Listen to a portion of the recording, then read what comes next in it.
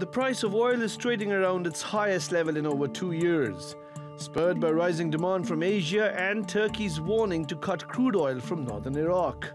Brent crude rose just above $59 per barrel a day after the vote, its highest since July 2015. The pipeline to Turkey's port of Ceyhan from Iraq usually pumps 500,000 to 600,000 barrels per day. Almost 85% of all the crude oil produced in northern Iraq passes through Turkish pipelines. But President Recep Tayyip Erdogan says that could be cut off in the wake of the referendum. When we start imposing our sanctions, they will be left in the lurch.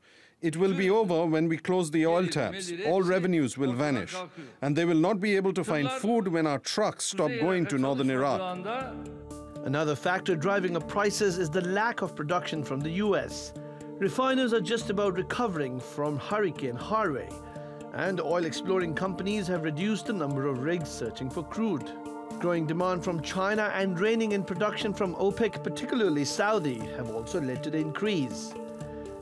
Brent crude prices have risen by a third since June. And given geopolitical uncertainty, the price fluctuations aren't likely to be over. Sourav Roy, TRT World. Let's go to Jacksonville, Florida next. Joining me from there is Ellen Wald. She's an energy and geopolitics expert and an author.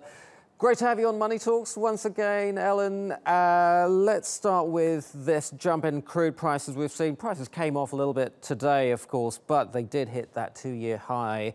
A lot of it driven by geopolitical reasons.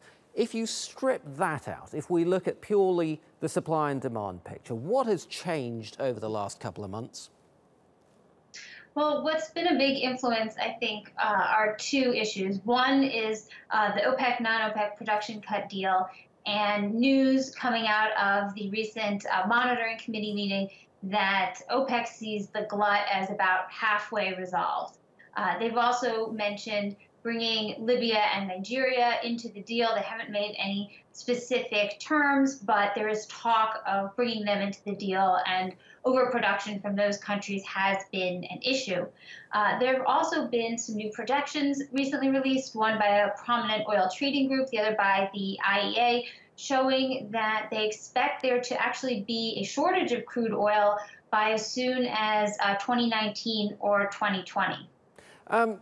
Is this upward momentum sustainable? I mean, at some point, aren't the US shale oil producers going to come back on stream in a big way, and aren't we going to be back to square one?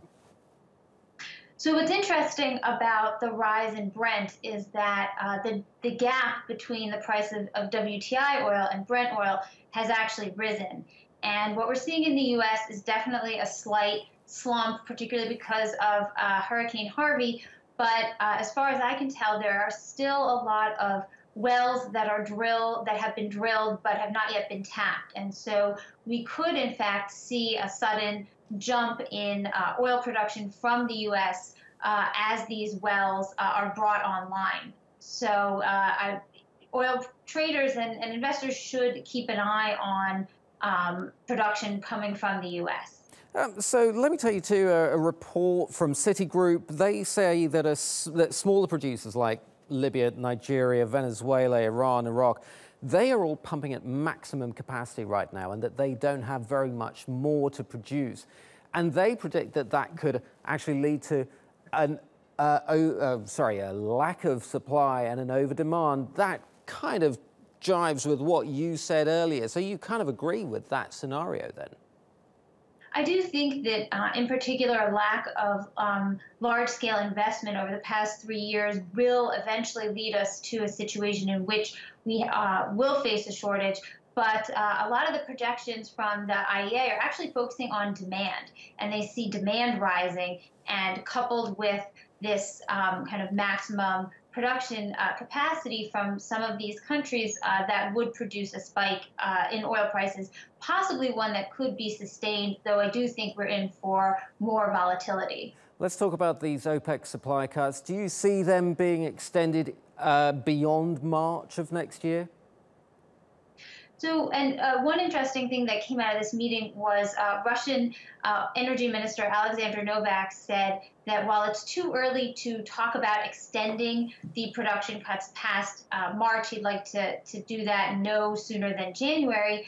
He did talk about a gradual, slow movement away from the production cuts, possibly not even starting until as late as the fourth quarter of 2018. And I think that the market sees that as a very positive sign. Ellen, we are running out of time, but a quick final question. Assuming prices go north of $60 a barrel in the near future, what is that going to do to Saudi Aramco's IPO plans?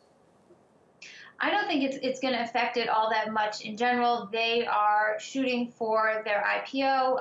It's only going to make it more valuable.